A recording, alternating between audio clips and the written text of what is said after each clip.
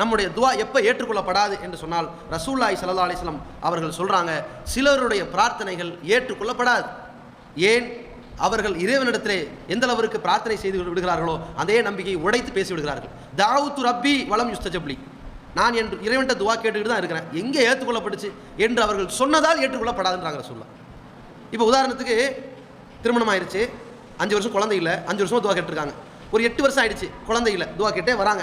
8வது வருஷம் ஒரு ஆள் பார்த்து, குழந்தை இல்லையோ, சரி அல்லாஹ் அருள் செய்வான். ஆமாம், நீங்களும் சொல்கிறீங்க, நாங்களும் தொழுகாத தொழுகையா, வைக்காத நோம்பா, கொடுக்காத சக்காத்தா, எங்கே ஏற்றுக்கொள்ளப்பட்டுச்சு? 8 வருஷம் கேட்ட துவா கேன்சல். ஏன் சொல்லிட்டோம்ல ஒரு வார்த்தை, யார் இப்படி சொல்கிறாரோ அவன் கோரிக்கை எல்லாம் நிராகரிக்கப்பட்டுவிடும். பொதுவாக அல்லாஹுவோடு ஒரு அடியானுக்கு இடையிலான தொடர்புகள் பல்வேறு வணக்க வழிபாடுகள் மூலம் இருக்கிறது. நாம் 5 வேளை தொழுகிறோம். அந்த 5 வேளை தொழுகையில் குறிப்பிட்ட சில நிமிடங்கள் அல்லாஹுவோடு தொடர்பு வைத்திருக்கிறோம். அந்த தொழுகையினுடைய தொடக்கத்தையே ரசூலுல்லாஹி ஸல்லல்லாஹு அலைஹி சொன்னாங்க, தஹ்ரீமுஹா அத் தக்பீர் வ தஹ்லீலுஹா அத் தஸ்லீம். ஒருவன் தொழ ஆரம்பித்தவுடன் அவனுக்கு உண்பது, பேசுவது, மற்ற காரியங்களில் ஈடுபடுவது ஹராமாகி விடுகிறது. அது எப்போ அது அவனுக்கு ஹலாலாகும்? தொழுகையின் கடைசியில் சலாம் கொடுக்கும் பொழுது தான் ஹலாலாகும். இப்போ எந்த நேரத்தில் இருக்கிறான்? படைத்த இறைவனோடு தொடர்பு வைக்க ஆரம்பித்து விட்டான். எந்த அளவிற்கு இவன் படைத்த இறைவனோடு தொடர்பு கொள்கிறான்? ரசூலுல்லாஹி ஸல்லல்லாஹு அலைஹி சொல்கிறாங்க, அன் தஅபுதுல்லாஹ கஅன்னக தராஹு, நீ அல்லாஹுவை நேரில் நிற்க வைத்து பார்ப்பது போல வணங்க வேண்டும். நாம் தொழுகிறது எந்த அளவுக்குன்னா, அல்லாஹ் இப்போ நிற்கிறான், முன்னாடி நின்றுருக்கிறான், நாம் ஒரு அடிமை, எஜமான், அகில உலகத்திற்கு அவன் எஜமான், அவன் முன்னாடி நம்ம எப்படி நின்று தொழுகிறோம் அதுபோன்று தொழ வேண்டும். இல்லம் தக்குன் தராகு, நீ அவனை பார்க்காவிட்டாலும், உன் கண்ணுக்கு அவன் தெரியாவிட்டாலும் இன்னஹு யராக்க, அவன் உன்னை பார்த்து கொண்டு தான் இருக்கின்றான் ரசூலுல்லாஹி ஸல்லல்லாஹு அலைஹி சொல்கிறாங்க. அப்போ இந்த தொழுகையினுடைய இந்த வணக்கம் அல்லாஹுவோடு நமக்கு தொடர்பை ஏற்படுத்துறது. நோன்பு வைக்கிறோம், அதே மாதிரி ஜக்காத்து கொடுக்குறோம், ஹஜ்ஜு செய்கிறோம். இப்படிப்பட்ட வணக்க வழிபாடுகள் எல்லாம் நம்மை படைத்த இறைவனோடு நமக்கு இடையிலே ஒரு தொடர்பு ஏற்படுத்துகிறது. ஆனால் இந்த தொடர்புகளையும் தாண்டி பிரார்த்தனை செய்கிறோம் அல்லவா, இது ஒரு மிக முக்கியமான ஒரு வணக்கம். இந்த வணக்கம் தான் இருக்கின்ற எல்லா வணக்கங்களை விட ரொம்ப உயர்ந்த இடத்துல இருக்கிறது.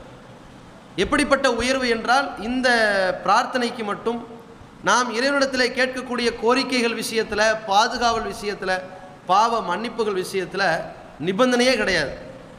நீ இந்த நேரத்தில் கேட்கக்கூடாது, இந்த சந்தர்ப்பத்தில் கேட்கக்கூடாது என்கின்ற எந்த ஒரு தடையும் இந்த துவாக்கள் கிடையாது. தொழுகைக்கு இருக்குது, 3 நேரங்களில் தொழக்கூடாது ரசூலுல்லாஹி ஸல்லல்லாஹு அலைஹி வஸல்லம் சொல்லியிருக்கிறாங்க. சூரியன் உதிக்கின்ற பொழுது, உச்சிக்கு வருகின்ற பொழுது, மறைகின்ற பொழுது தொழக்கூடாது, அல்லாஹ்வுடைய தூதரவர்கள் தடை செஞ்சுருக்கிறாங்க. நோன்பு வைக்கிறோம், கடமையான நோன்பை ஷவ்வால் மாதத்தில் வைக்க முடியுமா? துல்கஹதாவில் வைக்க முடியுமா? துல்ஹஜ்ஜில் வைக்க முடியுமா? ரமலானில் மட்டும்தான் வைக்க முடியும். அதில் விடுபட்டதை தான் மற்ற என்ன நாட்களாக இருந்தாலும் வைக்கலாம். அதற்கு வருஷத்தில் அந்த ஒரு மாதம்தான். உதாரணத்துக்கு இப்போ ரமலான் மாதம் கடுமையான குளிர், அந்த குளிரில் நமக்கு நோன்பு வைக்க முடியல, அல்லது கடுமையான வெயில் நோன்பு வைக்க முடியலன்னு வச்சுக்கோங்க, இந்த மாதத்துக்கு பதிலாக ஒரு மற்ற மாதத்தில் ஒரு மாதம் ரமலானோ அல்லது மொஹரமோ 2இல் ஒரு மாதம் நோன்பு வைத்துக்கலான்னு ஒரு வாய்ப்பு இல்லையே. எதில் வைக்க முடியாது அந்த மாதிரி டைமாக இருக்குன்னு சில நாடுகள் இருக்குது. எப்படின்னு கேட்டால், சில நாடுகளில் பார்த்திங்கன்னா ஒரு மாதத்தில் நோன்பு வைப்பாங்க, இது ரமலானுடைய மாதம்.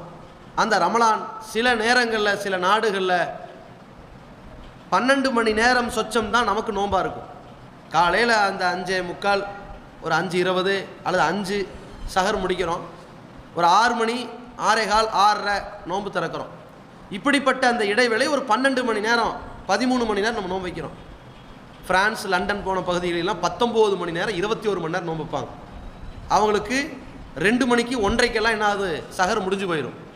நைட்டு 9:30க்கு தான் இஃப்தாரே வரும். அவங்க அதை என்ன சொல்லுவாங்கன்னா, இந்த மாதத்தில் வந்துருக்குது, இந்த ரமலான் அந்த மாதத்தில் வந்துருந்தா ஈஸியாக இருக்குமே, இவ்வளோ கேட்பாங்களே, ஆனால் வருமா? வராது. இப்படி ரமலானுடைய மாதம் நோன்பு வைக்கணும்னா அந்த மாதம் தான் வைக்கணும். ஜக்காத்துனா இன்ன நபர் தான் கொடுக்கணும், அது இவ்வளவு தான் கொடுக்கணும் என்ற கடமையாகி போச்சு. ஹஜ்ஜுன்னா அது அங்கே போய் தான் செய்யணும், அதற்கு இன்ன கடமை இருக்கிறது, இந்த காரியம் இருக்கிறது, இப்படி ஷரத்து இருக்குது. ஆனால் எந்த விதமான நிபந்தனை, இது போன்ற கடினமான நிபந்தனைகள் இல்லாத ஒரு வணக்கம் படைத்த இறைவனோடு எந்த ஒரு தருணத்திலையும் தொடர்பு கொள்ளக்கூடிய தக்க வகையில் இருக்கிற வணக்கம் எது? பிரார்த்தனை. இப்போ நம்ம தொழுகிறோம், தூய்மையான நிலையில் இருக்கணும். நோன்பு வைக்கிறோம், தூய்மையான நிலையில் இருக்கணும். தூய்மை என்றால் பொதுவாக நோன்பிற்கும் தொழுகைக்கும் ரசூலுல்லாஹி ஸல்லல்லாஹு அலைஹி வஸல்லம் பெண்களுக்கு சொன்னாங்களே அந்த தூய்மை. ஆனால் பிரார்த்தனை செய்வதற்கு இது போன்ற நிபந்தனை தேவையா? இல்லை.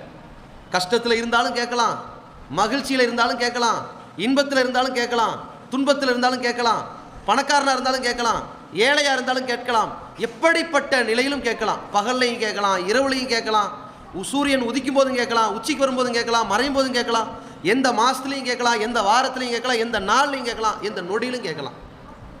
அந்த பிரார்த்தனை ரசூலுல்லாஹி ஸல்லல்லாஹு அலைஹி வஸல்லம் சொல்கிறாங்க, அத்துஆஉ ஹுவல் இபாதா, பிரார்த்தனை செய்வதுதான் வணக்கம் என்று சொல்கிறார்கள். எல்லா வணக்கம் இருக்குது, ஆனால் இந்த பிரார்த்தனையை தான் பிரத்யோகமான ஒரு வணக்கம் என்று ரசூலுல்லாஹி ஸல்லல்லாஹு அலைஹி வஸல்லம் சொல்கிறாங்க. இந்த பிரார்த்தனை நாம் எவ்வளவோ அல்லாஹ்ட்ட கேட்டுக்கிட்டு இருக்கிறோம். இந்த உலகம் சார்ந்த பல்வேறு தேவைகளுக்கு அல்லாஹ்ட்ட உதவி கேட்கிறோம். பிரார்த்தனையில் ஒரு வகை என்ன? கோரிக்கையை வேண்டுதல் இருக்கிறது. இன்னொரு வகை என்ன? பல பாரதூரமான பிரச்சனைகளிலிருந்து பாதுகாவல் தேடுறோம். இன்றைக்கி ஃபேஸ்புக்கு, வாட்ஸ்அப்பு, தொலைக்காட்சி செய்திகள் ஏதாவது பார்ப்போம், ஒரு திடுக்கிட செய்யக்கூடிய ஒரு நிகழ்ச்சியை பார்ப்போம், இது மாதிரி நமக்கு ஏற்பட்டுறக்கூடாது இப்படி நம்ம நினைப்போம். ஒரு சிறு குழந்தை மாடிலும் தவறி விழுந்துருச்சு, உயிருக்கு போராடிட்டு பார்ப்போம், நம்ம குழந்தை ரொம்ப பத்திரமா வச்சுக்கணும். இப்படியெல்லாம் எத்தனையோ செய்திகளை பார்க்கிற பொழுது நமக்கு அது ஏற்படக்கூடாது, நம் குடும்பத்துக்கு ஏற்படக்கூடாதுன்னு நினைக்கிறோமே, ஒரு பாதுகாவல் தேடுதல், இது அல்லாஹ்விடத்தில் வைப்போம். மூன்றாவது என்ன? பாவங்களுக்கான மன்னிப்பை கேட்போம். இந்த பாவ மன்னிப்பு, பாதுகாவல், பிரார்த்தனை, கோரிக்கைகள், இந்த மூன்று அம்சங்களையும் படைத்த இறைவன்ட்ட நம்ம கேட்பதற்கு எந்த ஒரு நேரம், ஒரு காலம், ஒரு நிலை, ஒரு சூழல் எதுவுமே விதிவிலக்கு கிடையாது. எப்போ வேணாலும் கேட்கலாம். மார்க்கத்தில் அனுமதி இருக்கிறது. அல்லாஹ் தன் திருமறையில் சொல்கிற பொழுது, இதா சாலக இபாதி அன்னி, என்னை பற்றி என் அடியார்கள் கேட்டால் நபியை நீங்கள் சொல்லுங்கள், ஃப இன்னி கரீப், நான் மிக அருகாமையில் இருக்கின்றேன். அரபு வார்த்தையில் கரீப் என்ற வார்த்தையை சூப்பர்லேட்டிவ் டென்ஸ்ன்னு சொல்லுவாங்க. மிக மிக அருகாமையில் இருக்கிறதுக்கு தான் சொல்லுவாங்க. அதை அந்த வார்த்தையை இறைவன் எப்படி பயன்படுத்துகிறான்? எல்லோரையும் விட மிக அருகாமையில் இருக்கின்றேன். எந்த அளவுக்கு அருகாமை? ஒரு கணவன் மனைவியினுடைய அருகாமை விடவா? ஒரு தாய் குழந்தையை விட அருகாமையை விடவா? அதை விட அருகாமையில் இருக்கிறேன். சரி, ஒரு மனிதனுடைய உடல் அங்கங்கள் இருக்கிறது, அந்த உடல், அவனுடைய உடலில் இருக்கிற எலும்புகள், நரம்புகள் அவனோடு ஒட்டி இருக்கிறது, ரத்தம் ஓடிக்கொண்டிருக்கிறது. இந்த இந்த உடல் உறுப்புகளை விட அருகாமையிலா? கை விரலை விட, கண், மூக்கு, வாயை விட மிக நெருக்கமா? ஆமாம், நெருக்கம்னு அல்லாஹ் சொல்கிறான். எப்படிப்பட்ட நெருக்கம்? இன்னொரு இடத்துல அல்லாஹ் சொல்கிறான், நஹ்னு அக்ரபு இலைஹி, அவனுக்கு நாம் மிகவும் அருகாமையில் இருக்கின்றோம், மின் ஹப்லில் வரீத், அவனுடைய பிடரி நரம்பு எந்த அளவிற்கு அருகாமையில் இருக்கிறதோ அதைவிட பக்கத்தில் இருக்கின்றோம். ஒரு மனிதனுக்கு அவனுடைய சிந்தனைக்கு மிக மிக அருகாமையில் இருக்கக்கூடிய ஒரு உறுப்பு பிடரி நரம்பு. இதுதான முதல்ல ஒரு செய்தியை சொல்லும். அந்த பிடரி நரம்பு, இந்த பிடரி வழியாக போகுதே, அந்த பிடரி நரம்பு எவ்வளோ பக்கமோ அதற்கு முன்னாடி நான் தான் இருக்கிறேன்னு அல்லாஹ் சொல்கிறோம். அவ்வளவு முன்னாடி இருக்கக்கூடிய இறைவன் உங்களுடைய கோரிக்கை ஏற்றுக்கொள்வானா இல்லையா? அம்மை யுஜீபுல் முல்தர்ர இதா தாஹு, ஒருவன் துன்பத்திற்கு ஆளாகி இருக்கிற பொழுது அவனை தவிர வேறு யார் பதில் தர முடியும் என்று அல்லாஹ் கேட்குறான். அலைசல்லாஹு பி காஃபின் அபுதா, ஒரு அடியானுக்கு அவனுடைய தேவைகளை, கோரிக்கைகளை, பாவங்களுக்கான மன்னிப்புகளை தருவதற்கு அல்லாஹ் போதுமானவன் இல்லையா என்று அல்லாஹ் இன்னொரு இடத்துல கேட்குறான். அந்த அளவிற்கு அல்லாஹ் ரப்புல் ஆலமீன் இந்த பிரார்த்தனை விஷயத்தில் இவ்வளவு ஒரு முக்கியத்துவத்தை இஸ்லாம் சொல்கிறது. இப்போது நம்ம அல்லாஹ்விடத்தில் எத்தனையோ பிரார்த்தனைகளை கேட்குறோம், பாதுகாவல் தேடுறோம், பாவ மன்னிப்பு தேடுறோம். இது ஏற்றுக்கொள்ளப்பட்டதா இல்லையா? ஏற்றுக்கொள்ளப்படுமா படாதா? இந்த விஷயத்தில் நமக்கு எப்போ சந்தேகம் வருது அப்படின்னு கேட்டால், நாம் பாவ மன்னிப்பு தேடிட்டு இது என்னைக்காவது ஏற்றுக்கொள்ளப்படுதான்னு யாராவது சிந்திப்போமா? சிந்திக்கிறதே கிடையாது. ஏன் சிந்திக்கிறது இல்லை? அது மறுமையில் தானே பேசி தீர்க்கப்பட போகுது. ஒரு மனிதனுக்கு பாவ மன்னிப்பு கேட்பதற்கான ஒரு வாய்ப்பு இருக்கிறதுனால தான் நிம்மதியாக வாழ்கிறான். உதாரணத்திற்கு ஒரு பெண் இருக்கிறா, அவள் என்ன செய்கிறா?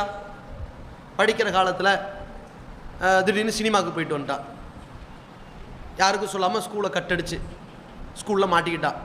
இது ஒரு பாவம். 8ஆம் கிளாஸில் நடந்து போச்சு. 10ஆம் கிளாஸில் உன்னை பற்றி தெரியாதா, நீ தான் அந்த 8ஆம் கிளாஸில் சினிமாவுக்கு போனவளாச்சே என்று சொல்லப்பட்டுச்சு. நிம்மதியாக இருப்பாளா?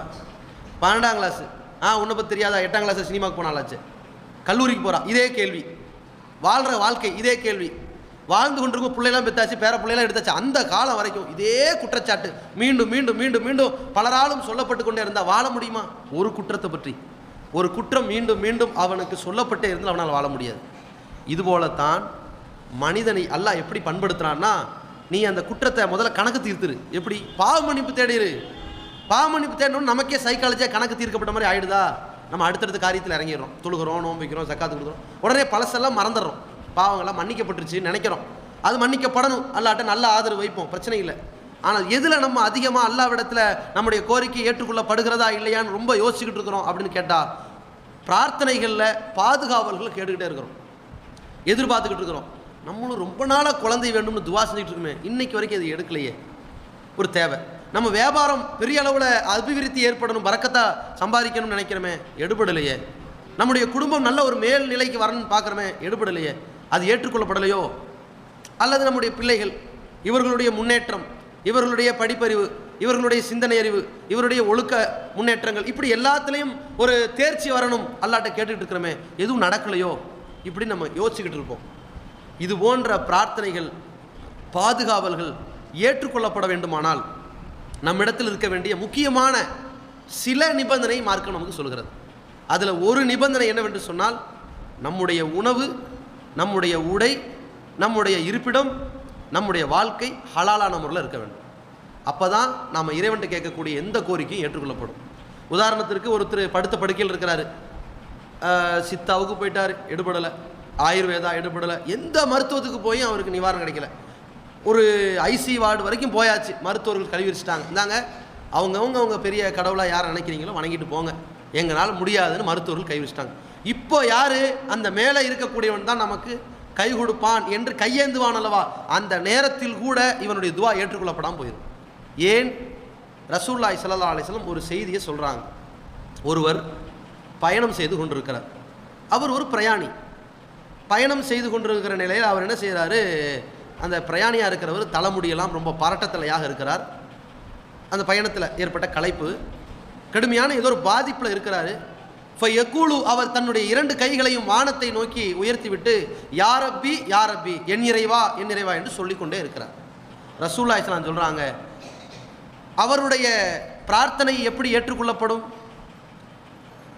இன்ன மகக்கலவு ஹராம், அவன் சாப்பிட்ட உணவு ஹராமாக வந்தது.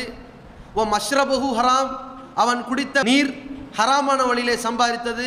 ஓ மல்பசவு ஹராம், அவன் உடுத்தி இருக்கிற உடை ஹராமான வழியிலே வந்திருக்கிறது.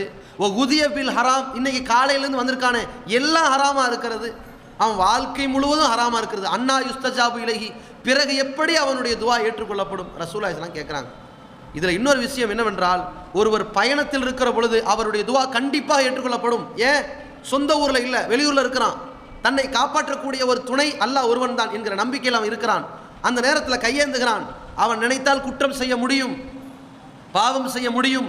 அவனை தட்டி கேட்க யாரும் இல்லை. உள்ளூரை விட வெளியூரில் ஒரு சுதந்திரம் இருக்கிறது. அந்த நேரத்திலும் கூட அவன் அல்லாஹ்விடத்தில் கேட்கக்கூடிய பிரார்த்தனை கண்டிப்பாக ஏற்றுக்கொள்ளப்படும். ஆனாலும் இவன் ஹராமான வழியிலே சாப்பிட்டதால், ஹராமான வழியில் இவனுடைய குடிநீர் இருப்பதால், உடை இருப்பதால், இவனுடைய வாழ்க்கை இருப்பதால் இவனுடைய துவா ஏற்றுக்கொள்ளப்படாது.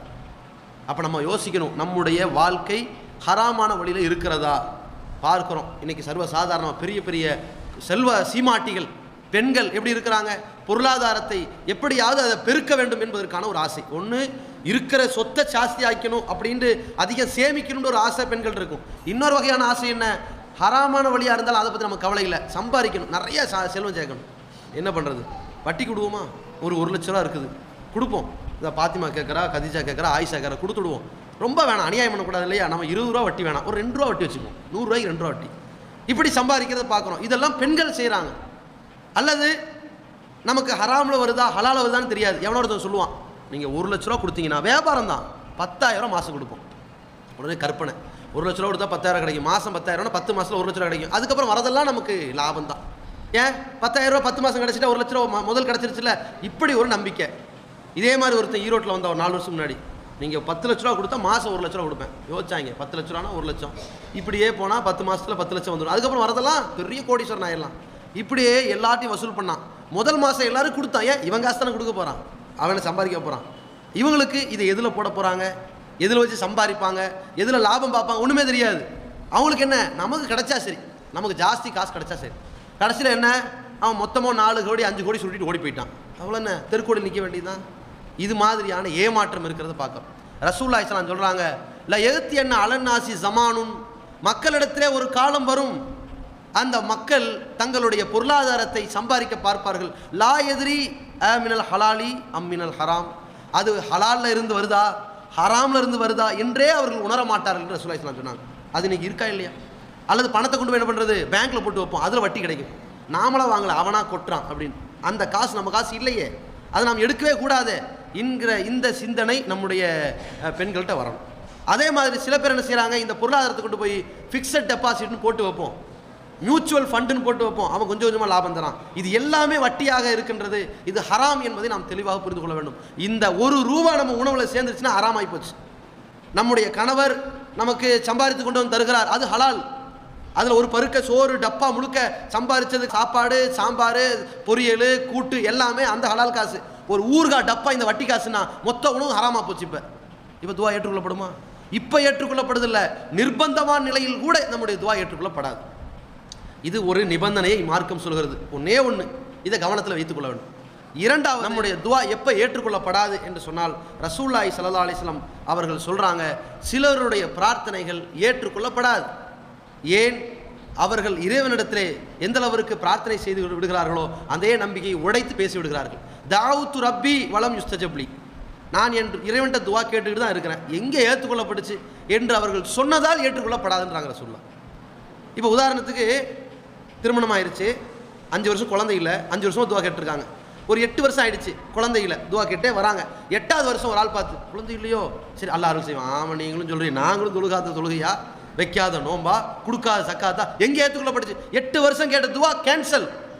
ஏன் சொல்லிட்டோம்ல ஒரு வார்த்தை, யார் இப்படி சொல்கிறாரோ அவன் கோரிக்கை எல்லாம் நிராகரிக்கப்பட்டு விடும். உதாரணத்துக்கு அல்லாஹ் எழுதிட்டு இருப்பான், கொஞ்சம் சீக்கிரம் போடுங்க, எத்தனை வருஷம் கேட்டு போடாத பக்கம் திருப்பிடுவான். இதுதான் பிரச்சனை. இந்த 2 நிபந்தனையை கவனத்தில் வைத்துக்கொண்டு நம்முடைய வாழ்க்கையில் இறைவனிடத்தில் பிரார்த்தனை, பாவ மன்னிப்பு, பாதுகாவல், உறுதியான நம்பிக்கை அல்லாட்ட வச்சிடும், கண்டிப்பாக நிறைவேறும், அல்லாஹ் நிறைவேற்றுவான் என்கிற ஒரு ஃபார்வேர்டில் நம்ம என்ன செய்யணும், அல்லாஹ் இடத்துல கேட்கணும். இதில் நிறைய துவாக்கள் இருக்கிறது. இந்த துவாவை அல்லாட்ட கேட்கலாம், இந்த துவா கேட்கலாம், ஏராளமாக இருக்கிறது. குறிப்பாக ஒரு சில துவாக்களை ரசூலுல்லாஹி ஸல்லல்லாஹு அலைஹி வஸல்லம் சொல்லி கொடுத்துருக்குறாங்க, அதை கேட்டால் கண்டிப்பாக அவனுடைய கோரிக்கை ஏற்றுக்கொள்ளப்படும் அப்படின்னு சொன்னாங்க. நிறையா இருக்குது. நம்ம இருக்கக்கூடிய டைமில் ஒரு 2-3 துவாக்களை தெரிஞ்சுக்கலாம். உதாரணத்துக்கு ரசூலுல்லாஹி ஸல்லல்லாஹு அலைஹி வஸல்லம் ஒரு குறிப்பிட்ட ஒரு 2 துவாவை சொல்லியிருக்கு. நிறையா இருக்குது, ஒரு 2 துவாவை இங்கே சொல்கிறேன், ஒரு 2 துவாவை சொல்கிறாங்க. இதை சொன்னால் இவனுடைய கோரிக்கை கண்டிப்பாக ஏற்றுக்கொள்ளப்படும். நாங்கள் ஒரு 2 துவாவை தெரிஞ்சுக்கலாம். அதற்கடுத்து ஒரு குறிப்பிட்ட சில நேரங்களில் கேட்குற துவான் இருக்குது, அதையும் நம்ம தெரிஞ்சுக்குவோம்.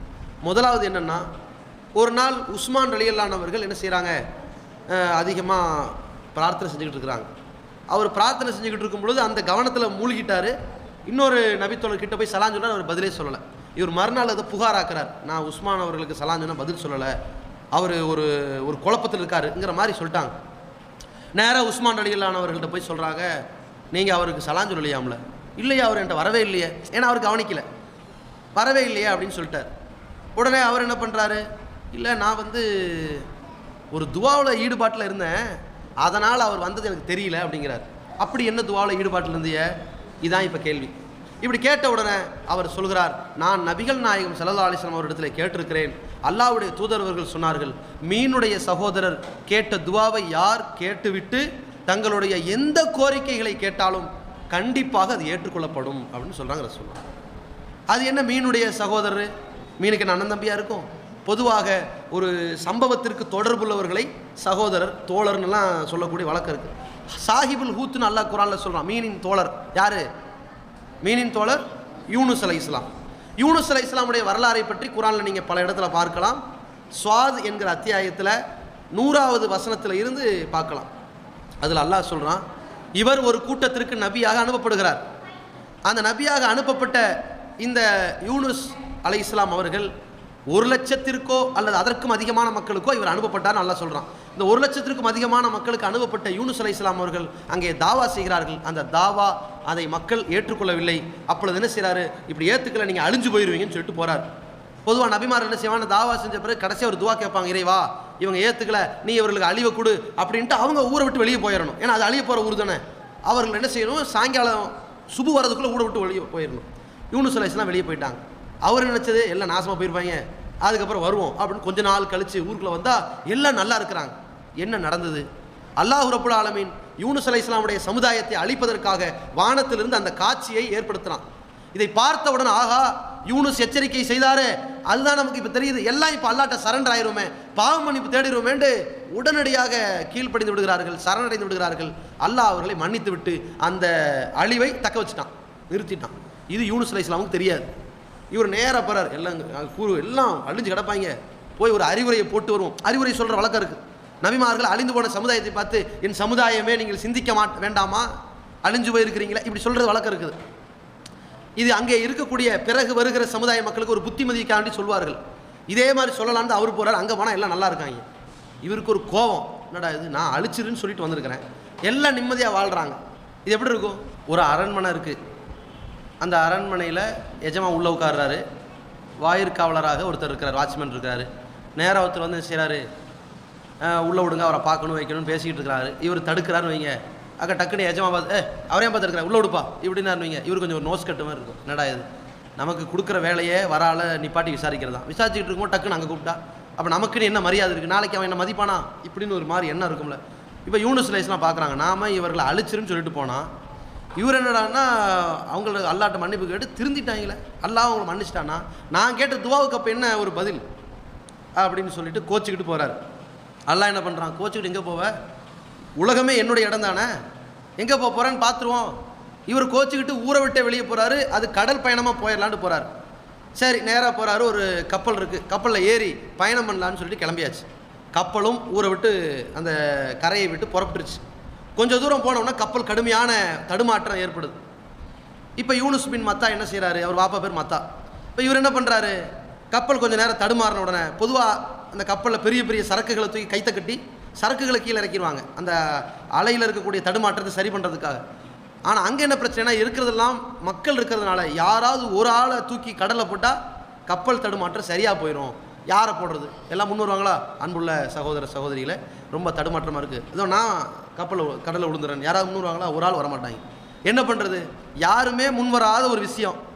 சரி, அல்லாவே ஒரு முடிவு எடுத்துட்டுமே, யாரை போடலாம்னு எல்லா பேரும் எழுதுங்க. எல்லாரும் பேர் எழுதிட்டாங்க. யூனுஸ் பின் மத்தா பேரும் இருக்குது, யூனுஸ் அலைஹிஸ்ஸலாம் பேரும் வந்துருச்சு. எல்லா பேரும் போட்டாச்சு. சீட்டு குலுக்கி பார்த்தா கரெக்டாக அந்த பேர் வருது, யூனுஸ் அலைஹிஸ்ஸலாம் பேர். தூக்கி வீசப்படுகிறார். அந்த நேரத்தில் அல்லாஹ் என்ன பண்ணுறான், ஒரு படிப்பினை தானே, அந்த நேரத்தில் கரெக்டாக மீன் வாயை பிளந்து அந்த யூனுஸ் அலைஹிஸ்ஸலாம் அவர்களை விழுங்கிக் கொள்கிறது. யூனுஸ் அலைஹிஸ்ஸலாம் உள்ளே போய் கடுமையான ஒரு வருத்தம், ஒரு ஆழ்ந்த வேதனை, இப்படி செஞ்சுருக்கக்கூடாது, மொத்த சமுதாயத்திலேயே தூக்கி வீசப்படுற ஒரு ஆளாக நானா, அப்படி அந்தளவுக்கு நான் ஆளாயிட்டேனா, அந்தளவுக்கு அல்லாட்ட எதிர்த்து பேசியிருக்கூடாது, அதையும் வருத்தப்படுறார். அப்படி வருத்தப்பட்டுட்டு அந்த நேரத்தில் அல்லாஹ் இடத்துல கேட்கிறார், லா இலாஹ இல்லா அன்த சுப்ஹானக இன்னி குன்து மினல் ஸாலிமீன் அப்படின்னு கேட்குறார். என்ன ஒரு பிரார்த்தனை, லா இலாஹ இல்லா அன்த, உன்னை தவிர வணக்கத்திற்குரியவன் யாரும் இல்லை, சுப்ஹானக நீ பரிசுத்தமானவன், இன்னி குன்து மினல் ஸாலிமீன் நான் அநியாயக்காரரில் ஒருத்தனாக இருக்கிறேன். இவர் கேட்ட துவாவுடைய விளக்கத்தை பாருங்க. முதல்ல அந்த இறைவனை ஏகத்துவப்படுத்தி விட்டார், லா இலாஹ இல்லா அன்த, உன்னை தவிர வேறு யாரும் வணக்கத்திற்கு தகுதி கிடையாது, நீ மட்டும்தான், சுபஹானக்க நீ ரொம்ப பரிசுத்தமானவன், உன்னை நான் குறையே சொல்லக்கூடாது, நீ எதை நினைக்கிறோ அதை நடத்தியிருக்கணும், நடத்திக்கிட்டு இருக்கிற, நான் அதை பற்றி கிளைம் பண்ணுற ஆளே கிடையாது, விமர்சனம் பண்ணுற ஆளே கிடையாது, இன்னி குன்து மினல் ஸாலிமீன் நான் தான் அநியாயம் பண்ணிட்டேன் என்று அவர் தொடர்ந்து கேட்டுக்கொண்டே இருந்தார். அதனால் அவரை மீன் வயிற்றிலிருந்து நாம் தூக்கி எறிந்தோம், கரையிலே தூக்கி போட்டோம், ஒரு சுரைக்காய் கொடி மூலமாக அவருக்கு அவருடைய உடலுக்கு இளைப்பாறுதலை ஏற்படுத்தி கொடுத்தோம். அல்லாஹ் சொல்கிறான், இதை அவர் கேட்காமல் இருந்திருந்தால் அவர் கியாமத்து நாள் வரும் வரைக்கும் அதே மீன் வயிற்றில் இருப்பார். மறுமை நாளில் எல்லோரும் அழிக்கப்பட்டு ஒன்று திரட்டப்படுகிற நாளில் மீனை கிழித்தெடுத்தால் எனது யூனுஸ் வெளிப்படுவார், அப்படி அல்லாஹ் வச்சிருப்பான். இதை சுவாதுங்கிற அத்தியாயத்தில் 100ஆம் வசனத்துக்கு மேலே அல்லாஹ் குறிப்பிடுறான். இதில் என்னன்னு பாருங்க, இவர் கேட்ட பிரார்த்தனை அல்லாஹ் எவ்வளவு நெருக்கமாக இருக்கான் பார்த்தீங்களா.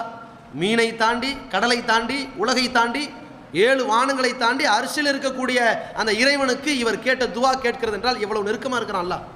அவ்வளவு நெருக்கத்தில் அந்த கோரிக்கையை அல்லாஹ் ஏற்றுவிட்டு இந்த யூனுஸ் அலைஹிஸ்ஸலாம் அவர்களை காப்பாற்றி விடுகிறான். அல்லாஹ்வுடைய தூதர்கள் சொல்கிறார்கள், இந்த பிரார்த்தனையை யாராவது சொல்லிவிட்டு அவர் எதை கேட்டாலும் சரி அது கண்டிப்பாக ஏற்றுக்கொள்ளப்படும்.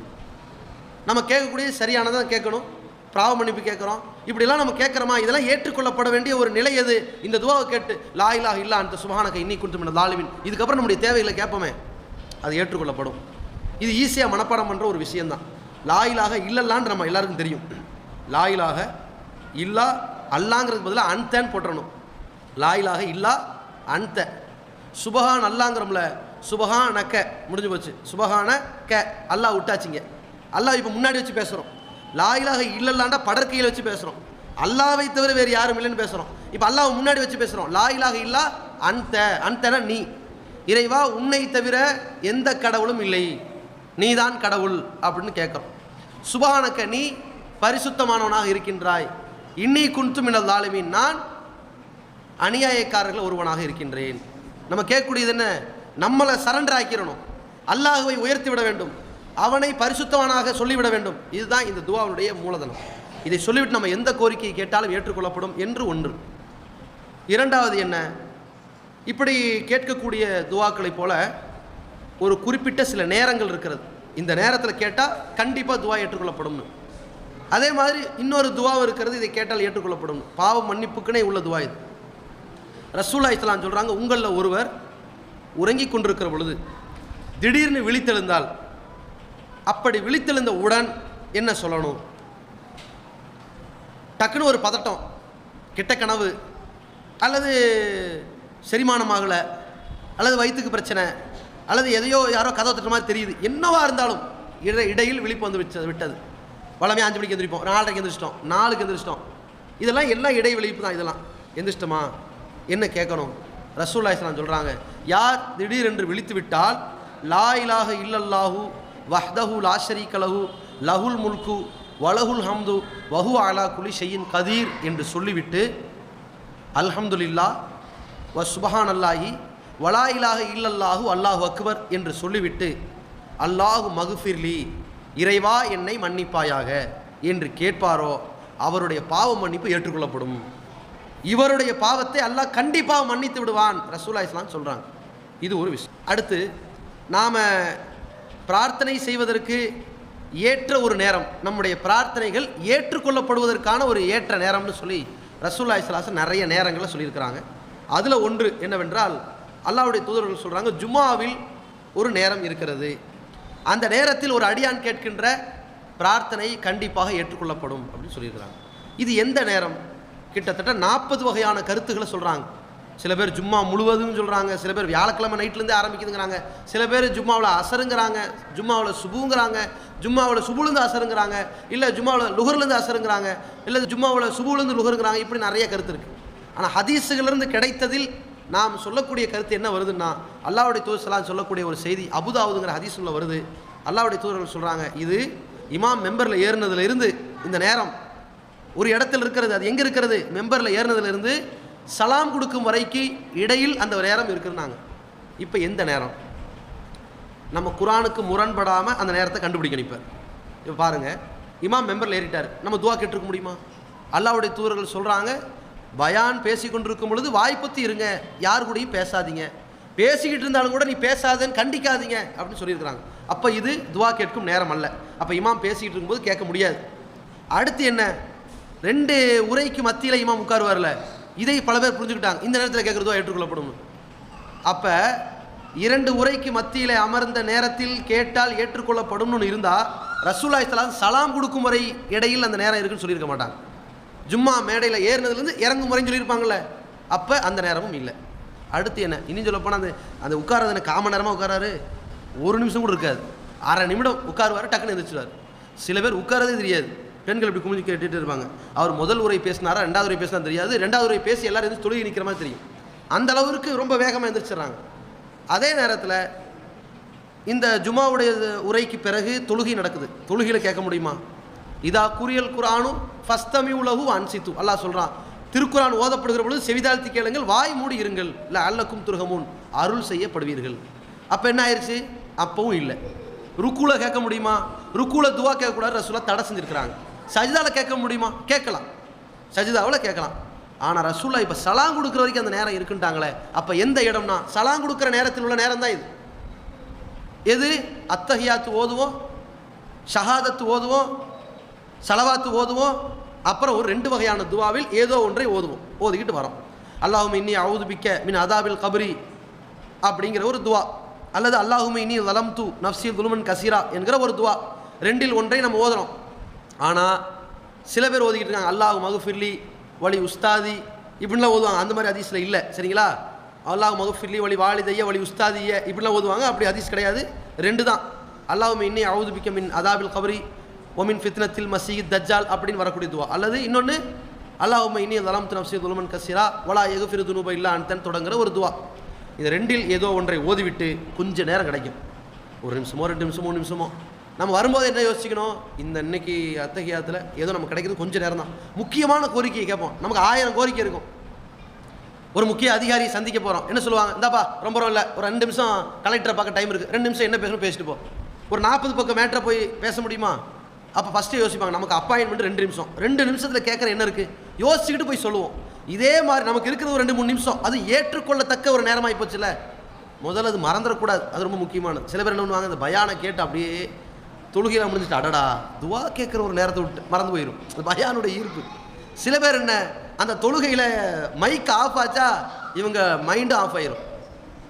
அல்லாஹ் சமையல் அலுவலா அல்லாஹ் அஸ்ஸலாம் இப்படிலாம் வரும். இதே குழப்பத்தில் இருப்பாங்க, தொழுகையில் துவா கேட்குற டைம் கிடைக்காது. இப்படி ஏதாவது இல்லாமல் அந்த துவா கேட்குற ஒரு வாய்ப்பு கிடைச்சிருச்சு வைங்க. முக்கியமான கோரிக்கைகள் என்ன என்று நம்ம கேட்டோமே ஆனால் அது கண்டிப்பாக ஏற்றுக்கொள்ளப்படும். மற்ற நேரங்களில் கேட்டாலும் ஏற்றுக்கொள்ளப்படும். நம்ம ஒரு மனசு திருப்தி வரணும்ல, என்னடா இது 3 வருஷமாக கேட்டிருக்கிறோம், சரி கேட்போம் இப்படிங்கிற மாதிரி இல்லாமல் இந்த நேரத்தில் கேட்டோம்டா கண்டிப்பாக கிடைக்கும் இப்படிங்கிற ஒரு உறுதி. அதற்காக சரி எப்படி கிடைக்குங்கிற நம்ம எப்படி தெரிஞ்சுக்கிறது, அதை நம்ம தெரிஞ்சுக்கணும்ல. இப்போ பிரச்சனையே அதுதான். நாமளும் ஒரு 10 வருஷமாக கேட்குற ஒன்றுமே கிடைச்சிருக்கோம், அவங்களுக்கு நிறைய கிடைச்சிருக்கும், ஆனால் அவங்களுக்கு தெரியல. ஆனால் அவங்க என்னது, கேட்டது கிடைக்கவில்லைன்னு உடனே கோரிக்கை ஏற்கப்படலை முடிவெடுத்துறாங்க. அப்போ எப்படி நிறைவேற்றப்படும் என்பதை ஒரு விளக்கத்தை புரிந்து விட்டால் நமக்கு நிறைவேற்றப்பட்டிருக்கா இல்லையா நமக்கு தெரிஞ்சு போயிடும். ரசூலுல்லாஹி ஸல்லல்லாஹு அலைஹி வஸல்லம் சொல்கிறாங்க, ஒருவர் கேட்கக்கூடிய பிரார்த்தனை ஒன்று நேரடியாக ஏற்றுக்கொள்ளப்படும். இறைவா எனக்கு சாலிகான குழந்தைய கிடைக்கல, 4 வருஷம் சாலிகான குழந்தைன்னு கேட்டே இருக்காங்க, 1 2 3 அல்ஹம்துலில்லாஹ் நம்ம பரக்கத்தான முறையில் அல்லாஹ் குழந்தைய நமக்கு கொடுத்தான், சாலிகான முறையில் கொடுத்தான், இவ்வளோ வருஷம் எதிர்பார்த்து அல்லாஹ் கொடுத்தான். இப்படி பல பேருடைய துவா ஏற்றுக்கொள்ளப்பட்டிருக்குது, கேட்டது கிடைத்து விட்டது. அல்லது நாம் ஒரு துவா கேட்டுக்கிட்டே இருப்போம், கிடைக்கல அப்படின்னா என்ன அர்த்தம், வேறு வகையில் அவனுக்கு கோரிக்கை நிறைவேறி கொண்டிருக்கும். ஏதோ ஒரு ஆபத்திலிருந்து அவன் காப்பாற்றப்பட்டு கொண்டிருப்பான், வேறு ஒரு கோரிக்கையும் நிறைவேறிக்கிட்டு இருக்கும். உதாரணத்துக்கு நம்ம என்ன செய்வோம், இப்போ ஒரு பரீட்சை இருக்கும், இந்த பரீட்சையில் எப்படியாவது நல்லா பாஸ் ஆயிரும், நல்ல மார்க் வாங்கணும்னு ஒரு மார்க்கை எய்ம் பண்ணியிருப்போம். அல்லது ஒரு வேலைக்கு இன்டர்வியூ போயிருப்போம், இந்த வேலை நமக்கு கிடைக்கணும்னு எதிர்பார்த்துருப்போம். அந்த வேலை கிடைக்கணும்னு துவா கேட்டு கிடைச்சா கேட்டது கிடைத்ததுன்னு ஆயிடுச்சு. கிடைக்கலனா அது ஒரு 8000 ரூபா சம்மந்தம் உள்ள வேலை. இன்னொரு இன்டர்வியூக்கு போகிறோம், 12000 ரூபா சம்பளம் உள்ள வேலை. இப்போ இவனுடைய கோரிக்கை ஏற்றுக்கொள்ளப்பட்டுச்சு. எப்படி ஏற்றுக்கொள்ளப்பட்டுச்சு, கேட்டது கிடைக்கல, கேட்டதை விட சிறந்தது ஒன்று கிடைத்தது. அல்லாஹ் ரப்புல் ஆலமீன் கேட்டதை நிறைவேற்றி துவாவை கபூலாக்குவான், அது ஒரு வழி. கேட்டதை விட சிறந்ததை கொடுத்து துவாவை கபூலாக்குவான், இது ஒரு வழி. இல்லை என்றால் மறுமையில் கொடுத்துருவான். எல்லாத்துக்கும் கணக்கு வச்சுனது மறுமையில் யாருக்குமே எந்த அநியாயம் பண்ணிட மாட்டான். மறுமையில் அல்லாஹ் கொடுப்பான். இதை கவனத்தில் வைத்துக்கொண்டு மறுமையில் இறைவன் நமக்கு கொடுப்பான் என்கிற நம்பிக்கையில், சரி உலகத்தில் நம்மளும் பார்க்குறோம், டைரெக்டாக கிடைச்ச மாதிரி தெரியல, இன்டைரக்டாக கிடைச்ச மாதிரி தெரியல, ஏதோ ஒரு ஆபத்துலேருந்து காப்பாற்றுவான் போல, இல்லை மறுமையில் நிறைய வாங்கி விடுங்க இப்படிங்கிற ஒரு மன திருப்தி வந்து விட்டால் பிரச்சனையே இல்லை. இதை நம்ம கவனத்தில் வைத்துக்கொண்டு நம்முடைய வாழ்க்கையை அமைத்துக்கொள்ள வேண்டும். இதுதான் பிரார்த்தனையில் சொல்லப்பட்டிருக்கிற சில செய்திகள். இதே பிரார்த்தனையில் ஏற்றுக்கொள்ளத்தக்க நேரங்கள்னு நிறையா இருக்குது, ஏற்றுக்கொள்ளத்தக்க துவாக்கள் நிறையா இருக்கிறது, அதற்குரிய சிறப்புகள் நிறையா இருக்கிறது. அல்லாஹ் ரப்பல் ஆலமீன் நம்முடைய தேவைகள், பிரார்த்தனைகள், பாவ மன்னிப்புகளை ஏற்றுக்கொள்ள போதுமானவனாக இருக்கின்றான்.